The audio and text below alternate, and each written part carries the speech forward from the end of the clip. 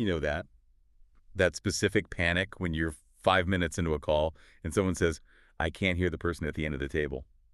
Oh, I know it well. Well, today we are unpacking a piece of hardware that is designed to kill that problem dead. We're looking at the DVDO CRSP-1 Omnidirectional Conference Room Speakerphone Kit. It's a bit of a mouthful of a name, but I think the ambition here is pretty interesting. This kit is trying to land in that, that awkward middle Middle ground. ground. Yeah, somewhere between the cheap little USB puck you throw in your laptop bag and those massive five-figure integrated systems that you need a contractor to install. And the first thing that kind of signals that is the word kit. It's not just one device. Exactly. You get a main unit and an extension unit. Right. And that is the critical differentiator. And the way they talk to each other is smart.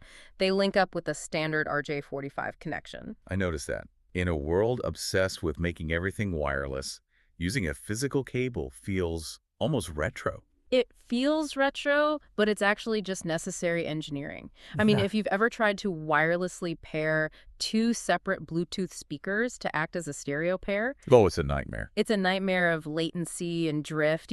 One speaker ends up slightly behind the other, and you get this weird, echoey sound. Which is the absolute last thing you want on a client call. Exactly. So by hardwiring the extension to the main unit, you lock the audio sync. It allows the whole system to cover a much larger physical area without adding any lag. Speaking of the physical area, the coverage claims they're pretty significant. We're looking at a 26-foot voice pickup range. Yeah, with a 360-degree spread. That's a big table. That's a legitimate boardroom table. A 26-foot radius means you aren't all huddled around one tiny device. And the whole goal of using these 4 microphone arrays in a setup like this is equalization. Meaning the person sitting right next to it doesn't sound like they're shouting, and the person at the far end doesn't sound like a ghost. Precisely, yeah.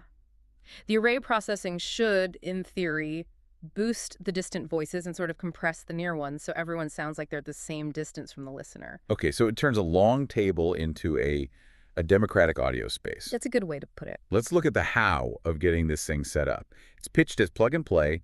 You've got USB for a wired connection and Bluetooth 5.0 with a dedicated dongle. And that dongle is key. Relying on a laptop's internal Bluetooth chip is usually a gamble in a corporate environment. There's just too much interference. A dedicated dongle creates a much cleaner handshake. Okay, but here's where I scratch my head a little bit. This thing has a built-in battery, 10 hours of talk time. Why do I need a battery for a conference room kit? Isn't this just going to live on the table plugged in? You would think so, but made. I mean, have you seen the cable management in most shared workspaces? It's a disaster. It's a total disaster. Often, the only power outlet is in the floor, and the table is already full of laptop chargers. Ah, okay. So the battery is basically an insurance policy against cable clutter. Or just flexibility. It lets you grab the kit and move it to a huddle room or a cafeteria table that doesn't have power, run a meeting, and put it back. And it holds a charge on standby for 90 days. Right, which suggests they really expect that use case, that it might sit in a drawer for a month until the big quarterly review. Okay, we have to talk about the elephant in the room. Yeah. The price.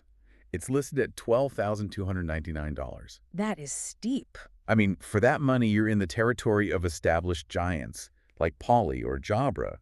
Does DVDO really have the clout to demand that kind of cash? It's a very bold ask.